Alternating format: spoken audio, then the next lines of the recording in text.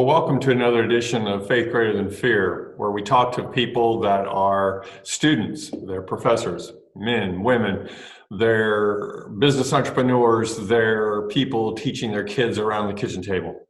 They're people just like you and me. And people, however, that also have a faith. And how is that faith being exhibited and greater than fear? That's what we're trying to extract from our views and our chats. And today I have with me a great friend, neighbor in a way, relative distantly by marriage, and also a great professional as well, Dr. CJ Hayes. Welcome. Thank you, Mike.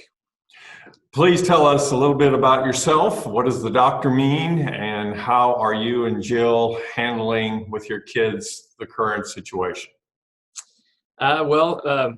CJ Hayes, I'm a general dentist here in Joplin, Missouri. As far as Jill and I handling everything at home, we've been trying to stay pretty isolated with our kids at our house. We've been camping one time out at the farm in Richards, Missouri. That was a good time, but we've been really just trying to concentrate on spending time with the kids and finding activities to do together and just spend more quality time together. I think that's the one thing we've all gotten out of this, as bad as it is we're definitely spending a lot more time with our family together, and it's nice to have that time. You have a busy schedule, as does your wife, and so that kind of Sabbath opportunity to have with the kids is probably something in their young developing lives is always going to be looked at, not necessarily as a negative, oh, I didn't get to go to school all the semester, but I got more time with mom and dad. Any kind of unique things you do routine-wise around the table or in your home that you're finding is kind of a cool thing that you're doing these days?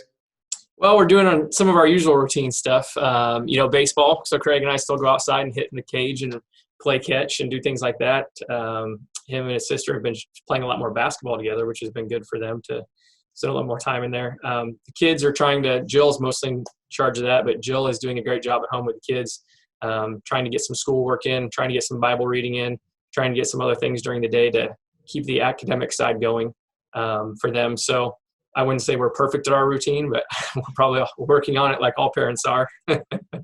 That's the key. We're all a work in progress, and that being a work in progress under one roof.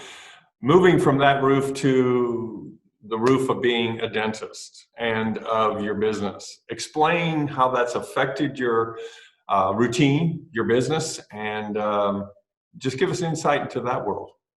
Yeah, I think we're finishing either our third or fourth week of being pretty much shut down here.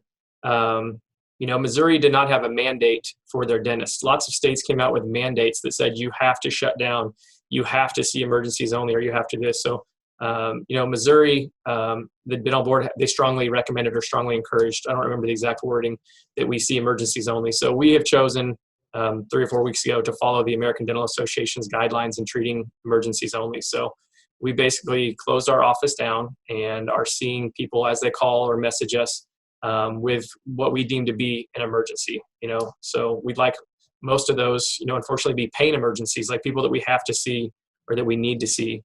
But broken teeth, abscesses, trying to get people comfortable and out of pain, things like that. So that's been our biggest impact, is we're very limited in what we can do, but some of that's for good reason. We all wear PPE, we all wear gear. So a lot of this is not anything against dentists, but it's to try and save that PPE for the hospitals and for the people who are more on the front lines. Because when we do see patients here, we are wearing, you probably won't recognize us when you come in, but we are wearing a full disposable gown. We're wearing an N95 mask with a regular mask over the top of it.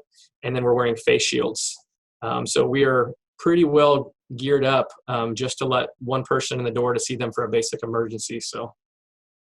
Well, and on behalf of just one person, who happens to be also a client of yours with good work and recommendations there, but to the medical community in its broadest sense, thank you, and to your staff for, again, when people have emergencies, pain gets bad, dangers of some kind of infection happening because of that broken tooth or abscess or whatever. Thank you for stepping in and taking those risks when many of us don't think a second thing about it. So thank you very much. You're welcome. And that brings to the point, I think that's one of the best things about dentists staying open for emergencies is not only are we trying to be here to treat our patients, but we're also trying to keep the dental emergencies out of the hospitals because, if I can take out a tooth here when somebody's in pain, or if they have an abscess and drain it and get their tooth out and get them out of pain, that's limiting the number of people that are going to go to the hospital in pain when they're busy with other things right now. And I don't know if our viewers know this, but I lived in Kenya for 20 years, and there the ratio of doctor, general practitioner to number of general population was really low compared to the US and Western countries. But of a dentist was even like 10 times lower. And so to have great dental care, access to great dental care in the US culture is par excellent. And so appreciate you being a part of that community. CJ, want to just camp from the personal to kind of the medical, dental part of it to just your life in general and any insights that God may have kind of put on your heart that you're seeing as a private business person, as a dad, husband. What are you learning? What's God saying to your heart that you think maybe our audience would like to hear? The biggest thing for me, I think, is being a father at home. We've taken that time to really stress the impact I have on as a father and a husband to my family at home. So this time down, we talked about it at the beginning, but for me, it's been, we are so busy. We all try to prioritize things. And I think for me, this has been a good step back, just realizing, not that we haven't been there before, but this is really important to spend this quality time with our family at home and to make sure that I'm fulfilling the roles that I need to at home. And so I've been using that a lot and thinking about that and praying about that at times. And then the biggest prayer probably as a personal and business owner here is trying to make the right decisions with these PPP loans and EIDL loans and what to do. So it's been very stressful. The rules have changed and the guidance has changed on a daily basis. So we try to be patient and wait that out and then, just try and let God guide us on making the right decisions. So helping us deal with that stress as well has been really good for me. Well, I thank you for sharing. And again, you all at home, you are a parent, maybe you're particularly a father like CJ is. If you've got those young kids under your roof, enjoy them now and do the good thing with them now, because we get way too busy, way too fast.